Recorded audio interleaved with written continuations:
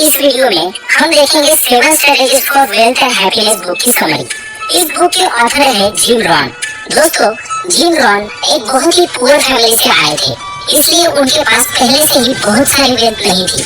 लेकिन किसी ड्रीमर की तरह उन्होंने भी अपने लिए एक परफेक्ट लाइफ इमेजिन की थी कि उनके पास एक बहुत बड़ा घर होगा, बहुत अच्छी अच्छी कारें होंगी, बिना टेंशन वाला एक बिजनेस होगा और एक हेल्दी लाइफस्टाइल होगा।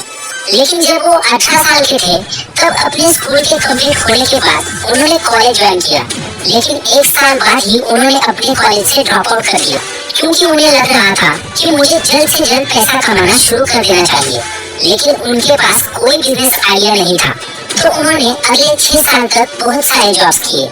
और फिर वो जब 25 साल के हुए तो एक दिन जब उन्होंने अपनी लाइफ में क्या क्या अचीव किया है इस चीज के बारे में थोड़ा सोचा, तब उन्होंने रियलाइज किया कि उनके जो सपने थे उन्हें तो वो भूल ही चुके हैं और वो एक मामूली सी लाइफ में कंफर्टेबल होने की कोशिश कर रहे हैं। और अगर ऐसा ही चलता रहा तो वो अपने ड्रीम्स को कभी पूरा नहीं कर पाएंगे। तो दोस्तों, इसलिए 25 साल की एज में उनके साथ कुछ ऐसा हुआ कि उनके अगले 5 साल में यानी कि 30 साल की एज में उन्होंने अपना ड्रीम अचीव कर लिया। और अब आपके दिमाग में ये बात आ रही होगी कि उन्होंने ये सब कैसे कर लिया। तो उनकी लाइफ का टर्निंग पॉइंट वो था जब उनकी मुलाकात मिस्टर एल शॉफ नाम के एक व्यक्ति से हुई। तो जब जिम ने मिस्टर शॉफ को पहली बार देखा तो वो उनको देखकर बहुत ही ज्यादा इम्प्रेस हुए, क्योंकि मिस्टर शॉफ एग्जैक्टली वही लाइफस्टाइल जी रहे थे जिसको जिम हमेशा अपने ड्रीम में इमेजिन करते थे। इसलिए जिम ने मिस्टर शॉफ से बात की और तब मिस्टर शॉफ को जिम बहुत पसंद आए और उन्होंने जिम को अपनी कंपनी में जॉब दे दी। फिर जॉब लगने के बाद अगले 5 सालों में जिम ने मिस्टर शॉफ से 7 लाइफ लेसन सीखे, जिनको फॉलो करके उन्होंने अपने लाइफ को चेंज कर दिया। और इसीलिए 30 साल की एज तक उन्होंने अपना फाइनेंशियल फ्रीडम अचीव कर लिया। तो दोस्तों, इन्हीं 7 लेसन्स को वो 7 strategies for wealth and happiness कहते हैं, जिसको हम आज की वीडियो में डिस्कस करने वाले हैं। तो दोस्तों, जब जिम ने पहली बार मिस्टर शॉफ से सीरियसली बात की थी तो मिस्टर शॉफ ने जिम से पूछा था कि उनकी लाइफ का सबसे बड़ा गोल क्या है। तो इस पर जिम ने कहा था कि मेरा कोई ऐसा गोल नहीं है, लेकिन मैं बस बहुत अमीर बनना चाहता हूँ। तो मिस्टर शॉफ ने जिम से पूछा कि तुम अपने इस ड्रीम को कैसे पूरा करना चाहते हो। तो इस पर जिम ने कहा कि ये तो मुझे बिल्कुल पता नहीं। इस बात पर मिस्टर शॉफ ने कहा कि अगर ऐसा है तो मैं गेस कर सकता हूँ कि तुम्हारा बैंक बैलेंस शायद $100 के आसपास होगा। और अगर तुम लाइफ में और फ्यूचर में भी इसी तरह से रहोगे तो 5 साल बाद भी तुम्हारा बैंक बैलेंस शायद उतना ही रहेगा। और इस बात को सुनकर जिम काफी शॉक हो गए, क्योंकि जब उन्होंने 5 साल पहले जॉब करना शुरू किया था तब भी उनके पास इतने ही पैसे होते थे और अभी भी उनके पास इतने ही पैसे मौजूद हैं। तो जिम का कहना है कि उनकी लाइफ का सबसे पहला और इम्पोर्टेंट लेसन था गोल सेटिंग सीखना। दोस्तों, हम सभी के लाइफ में कोई ना कोई ड्रीम जरूर होता है। किसी का ड्रीम होता है बहुत अमीर बनना, किसी का एम होता है बहुत फेमस होना, या फिर किसी का ड्रीम होता है पूरी दुनिया को देखना। लेकिन दोस्तों, ड्रीम्स की प्रॉब्लम ऐसी होती है कि वो बहुत ही ब्लर होते हैं, यानी कि अनक्लियर होते हैं। अमीर होना, फेमस होना, ये बहुत ही अनक्लियर चीजें हैं और हमें इसको अचीव करने का ना ही कोई क्लियर रास्ता दिखता है। इसीलिए इस प्रॉब्लम को गोल सेटिंग सॉल्व कर देता है। यानी कि अगर आप अपने ड्रीम्स को वेल डिफाइंड गोल्स में कन्वर्ट कर देते हो तो आपको बहुत आसानी होगी उसे अचीव करने में। जैसे कि एग्जाम्पल के लिए, अगर आपका ड्रीम है अमीर बनना, तो पहले आप ये डिसाइड करिए कि अमीर होने की आपकी लाइफ में डेफिनेशन क्या है, क्योंकि दुनिया के हर एक इंसान के लिए इस दुनिया की अलग अलग डेफिनेशन होगी। यहाँ पर सबसे पहले तो आप एक डायरी पर ये लिख दीजिए, या फिर आप अपने मोबाइल का इस्तेमाल भी कर सकते हो। आपको अपने मोबाइल या फिर डायरी में ये लिखना है कि मुझे अगले 1 से 10 साल में क्या क्या करना है या फिर क्या क्या अचीव करना है। और इस सवाल को लेकर कम से कम 50 आंसर तो आपके दिमाग में आने चाहिए, जैसे कि एक बहुत ही अच्छी बॉडी, एक बढ़िया सा वर्ल्ड टूर, या एक बहुत ही अच्छी कार, या फिर इससे रिलेटेड कुछ भी। इसके बाद इन गोल्स को आपको कितने टाइम में कंप्लीट करना है वो लिखिए। जैसे कि एक अच्छी बॉडी को आप 1 साल दे सकते हो, मिनी वर्ल्ड टूर को आप 3 साल दे सकते हो, घर खरीदने को आप 10 साल दे सकते हो, और इसके अंदर आपको ये ध्यान रखना है कि आपके हर साल में कोई ना कोई ड्रीम होना चाहिए, यानी कि आपके सभी ड्रीम इक्वली सभी सालों में डिवाइड होने चाहिए। मतलब कि ऐसा ना हो कि सभी ड्रीम्स आपको 10 साल के बाद ही कंप्लीट करने हैं। इन सबको करने के बाद आप उस गोल तक पहुंचने के लिए मिनी गोल बनाएं। जैसे कि मुझे अगले 10 सालों में इतना पैसा कमाना है, तो उस अमाउंट तक जाने के लिए मुझे अभी से इतने पैसे जोड़ने चाहिए, या फिर अभी से इन जगहों पर इन्वेस्ट करना चाहिए। तो यहाँ पर आप देख सकते हो कि आपका ड्रीम सेंटर है कि मुझे अमीर बनना है, और गोल सेंटर है कि मुझे पैसे सेव करने हैं और इन्वेस्ट करने हैं। तो देखिए इन दोनों में कितना फर्क है, क्योंकि क्लियरिटी आ जाने से हमें एक्शंस लेने में आसानी होती है और हमें एक्शन लेने का मोटिवेशन भी मिलता है, क्योंकि हमें अपने गोल्स पूरे होते हुए नजर आते हैं।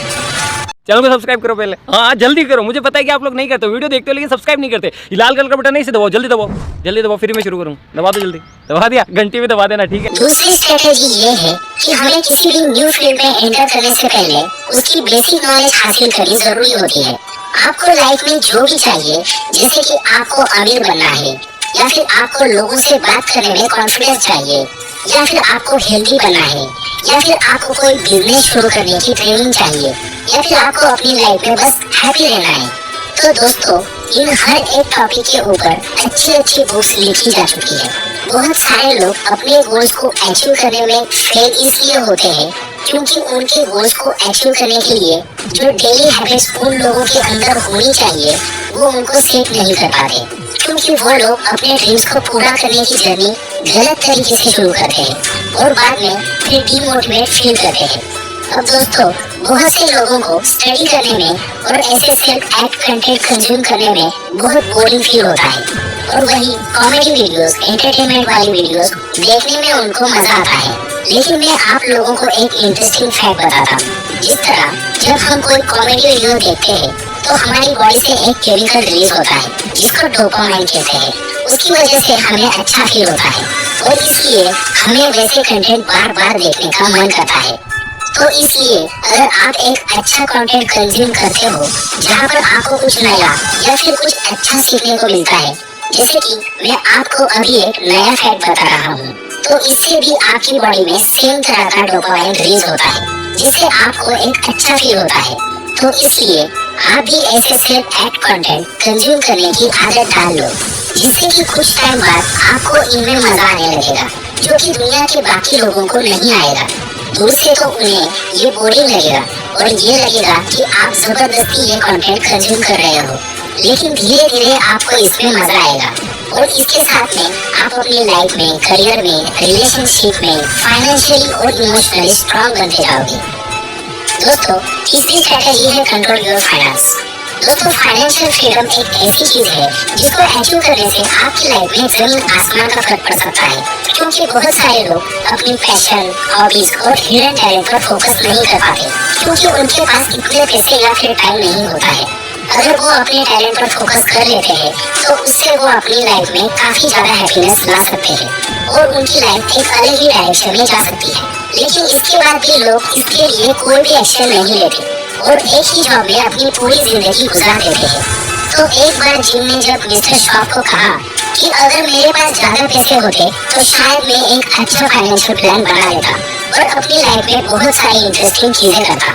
तो इस पर मिस्टर शॉप ने कहा कि अगर तुमने एक अच्छा प्लान बनाया होता तो शायद तुम्हारे पास आज ज्यादा पैसे होते और तुमने अपनी लाइफ में बहुत सारी इंटरेस्टिंग चीजें कर ली होती। तो दोस्तों इसलिए इम्पोर्टेंट ये नहीं होता कि आप कितने पैसे कमा रहे हो, इम्पोर्टेंट ये होता है कि आप उन पैसों को कैसे यूज कर रहे हो।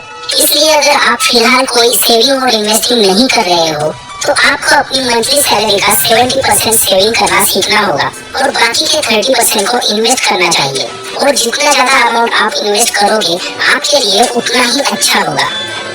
चौथी स्ट्रेटेजी, दोस्तों इमेजिन करिए कि एक कंपनी में 2 लोग जॉब करते हैं, दोनों का एजुकेशन बैकग्राउंड और जॉब सेम है और दोनों की रिस्पॉन्सिबिलिटी भी कंपनी के अंदर सेम है, लेकिन दोनों को सैलरी अलग अलग मिलती है। दोनों की सैलरी में 10,000 तक का डिफरेंस है। तो इसका रीजन क्या हो सकता है? दोस्तों इसका रीजन ये है कि जिसको ज्यादा सैलरी मिल रही है वो कंपनी के लिए ज्यादा वैल्यूएबल है। बहुत सारे लोग इस बात को लेकर डिबेट करते हैं कि कंट्री के अंदर मिनिमम सैलरी कम से कम 8,000 से लेकर 10,000 तक होनी चाहिए। और फिर बहुत सारे वर्कर्स इन चीजों के लिए प्रोटेस्ट भी करते हैं। लेकिन जिम कहते हैं कि ये मिनिमम सैलरी होती है, ये एक सोने का बेड नहीं है, ये एक स्ट्रेस है। यानी कि यहाँ पर आपको लाइफ टाइम रेस्ट नहीं करना है, आपको यहाँ से ऊपर चढ़कर जाना होता है। इसलिए आपको अपने माइंडसेट को मिनिमम से हटाकर मैक्सिमम पर लेकर जाना है। आपको इस बात की टेंशन लेने की जरूरत नहीं है कि मिनिमम वेज क्या है। आपको ये सोचना चाहिए कि आप मैक्सिमम कितना कमा सकते हो। इस चैप्टर के अंदर जिम ने इस बुक का सबसे इम्पोर्टेंट लेसन सिखाया है कि learn to work harder on yourself then you do on your job. क्योंकि formal education will make you living, self education will make you a fortune. मतलब कि आप जितनी मेहनत करते हो अपनी जॉब के ऊपर, उतनी ही अब से आपको मेहनत अपने आप पर करनी चाहिए। मतलब कि आप ग्रोथ माइंडसेट के साथ दूसरी इम्पोर्टेंट स्किल्स भी सीखो, जैसे कि कम्युनिकेशन, लीडरशिप, क्रिटिकल थिंकिंग और दूसरे टेक्निकल स्किल्स जो आपको करियर और लाइफ में काम आएंगे। क्योंकि अपने जॉब पर काम करने से आपको सैलरी मिलती है, लेकिन खुद पर काम करने के बाद आप एक वैल्यूएबल इंसान बनोगे, जिससे कि आप ज्यादा सैलरी, प्रमोशन और ग्रोथ को अचीव कर पाओगे। पांचवी स्ट्रेटेजी को समझने के लिए जिम हमें दो टाइप के लोगों का एग्जाम्पल देते हैं। पहले ऐसे लोग जिन्हें टाइम की जरा भी वैल्यू नहीं होती है और वो हर मोमेंट को एंजॉय करने पर फोकस करते हैं, फ्यूचर के बारे में ज्यादा सोचते नहीं। और दूसरे लोग होते हैं वर्कोहॉलिक लोग। ये लोग सुबह से लेकर शाम तक काम करते रहते हैं और अपने फ्यूचर को सिक्योर बनाने के लिए हमेशा उसके बारे में सोचते रहते हैं, लेकिन इस चक्कर में वो अपने प्रेजेंट को एंजॉय करना भूल जाते हैं। तो ऑब्वियसली आपको इन दोनों के बीच का बैलेंस फाइंड करना है और यही बैलेंस हमें टाइम मैनेजमेंट सिखाता है। तो टाइम को मैनेज करने का सबसे बेस्ट तरीका है कि आप अपने फ्री टाइम को एक पेपर पर लिख दो और अपना एक शेड्यूल बना लो कि कितने घंटे आप सेल्फ इम्प्रूवमेंट में और कितने घंटे आप अपनी फैमिली और फ्रेंड्स को दे रहे हो। और फिर उसके हिसाब से आप अपनी प्रायोरिटी को एडजस्ट कर सकते हो कि आपको अपनी लाइफ में किन चीजों पर कितना ज्यादा फोकस करना है। छठी strategy, surround yourself with peers. दोस्तों, ये स्ट्रेटेजी बहुत ज्यादा इम्पोर्टेंट है। इस स्ट्रेटेजी के अंदर ऑथर हमें बताते हैं कि आप किन लोगों के साथ ज्यादा टाइम स्पेंड कर रहे हो, यानी कि जिन लोगों के साथ आप फिलहाल अपना सबसे ज्यादा टाइम स्पेंड कर रहे हो, क्या उनके साथ रहकर आपकी लाइफ सही डायरेक्शन में जा रही है? अगर आपको इसका आंसर नहीं पता तो आप अपने आप से सिंपल क्वेश्चन पूछो। नंबर 1, उनके साथ रहकर आप किस चीज की सबसे ज्यादा बातें करते हो? नंबर 2, उनके साथ रहकर आप किस चीज के बारे में ज्यादा सोचते हो? नंबर 3, उनके साथ रहकर आप कौन सी चीजें ज्यादा करने लगे हो? क्योंकि जैसा हमारा फ्रेंड सर्कल होता है वैसे ही हमारी सोच होती है और वैसे ही हमारे एक्शंस होते हैं और हमारी लाइफ भी उन्हीं की तरह हो जाती है। तो जिम हमें एडवाइस देते हैं कि आप ऐसे लोगों के साथ ज्यादा टाइम स्पेंड करो जो अपनी लाइफ में ग्रोथ को लेकर फोकस्ड है। अगर आप अमीर बनना चाहते हो तो ऐसे फ्रेंड को ढूंढो जो अमीर बनने के लिए बेताब है। अगर आप फिट होना चाहते हो तो ऐसे दोस्त बनाओ जो रेगुलर जिम जाते हो और हेल्थी लाइफस्टाइल फॉलो करते हो। उनके साथ रहकर आप बहुत सारी नई चीजें सीखोगे जो आपको ऑटोमेटिकली सही डायरेक्शन में लेकर जाएंगी। क्योंकि ये एक फैक्ट है कि आप अपने पास मौजूद दोस्तों का एक एवरेज होते हो। सबसे लास्ट और सबसे इंटरेस्टिंग लेसन ये है कि हम अपने पैसों से हैप्पीनेस नहीं खरीद सकते। फ्लिपकार्ट या फिर अमेज़न में या फिर और दूसरी किसी शॉपिंग वेबसाइट में या फिर मार्केट में हैप्पीनेस नाम का कोई प्रोडक्ट नहीं मिलता जिसको आप पैसे से ऑर्डर कर सकते हो और आपको कोई डिलीवरी चार्ज भी नहीं देना पड़ेगा। लेकिन हम अपने दिमाग और थोड़े से पैसों को सही तरह से यूज करके हैप्पी टाइम जरूर बाय कर सकते हैं। जैसे कि एग्जाम्पल के लिए एक बार जिम अपने होने वाली वाइफ के साथ पहली बार डेट पर गए थे। जब वो ऑब्वियसली उनकी वाइफ नहीं थी तो उन्होंने खाने के आने से पहले ही वेटर को $2 की टिप दे दी। तो इस पर उनकी गर्लफ्रेंड कहने लगी कि उसने अभी तक तो हमें अच्छी सर्विस भी नहीं दी और क्या पता वो हमें अच्छी सर्विस दे पाएगा या फिर नहीं, तो आपने उसे पहले ही टिप क्यों दे दी? जिम ने कहा कि ये हमारा बहुत ही स्पेशल मोमेंट है, ये फर्स्ट डेट हमारी लाइफ में वापस कभी नहीं आएगी, तो मैं यहाँ पर कोई भी रिस्क नहीं लेना चाहता, इसलिए मैंने उसे पहले ही $2 दे दिए ताकि अब एक अच्छी सर्विस की गारंटी हो जाए। और ये सुनकर उनकी गर्लफ्रेंड काफी ज्यादा इम्प्रेस हो गई और फिर बाद में उनको एक्चुअल में काफी अच्छी सर्विस भी मिली। और फिर बाद में जब वो दोनों शॉपिंग मॉल में घूम रहे थे तो ऑथर ने वापस से $1 का एक रोज बाय किया और अपनी गर्लफ्रेंड को दे दिया और कहा कि क्या आप प्लीज मेरे लिए पकड़ सकती हो, इसके बदले में मैं आपका बैग ले लेता हूँ।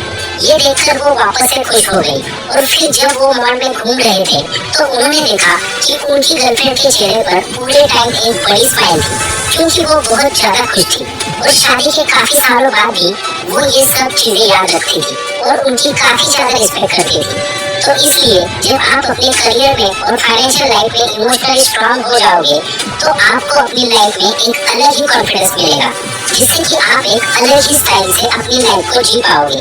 इसी को आर्ट ऑफ लिविंग वेल कहते हैं, जो इस बुक का सबसे लास्ट और सबसे इंटरेस्टिंग लेसन है कि आप अपने टाइम और पैसों को ऐसी जगह पे स्पेंड करो जिससे कि आपको अच्छे एक्सपीरियंस मिले, जैसे कि ट्रैवलिंग, गरीब लोगों की मदद करना, फैमिली और अपने चाहने वालों के लिए गिफ्ट खरीदना और भी बहुत कुछ।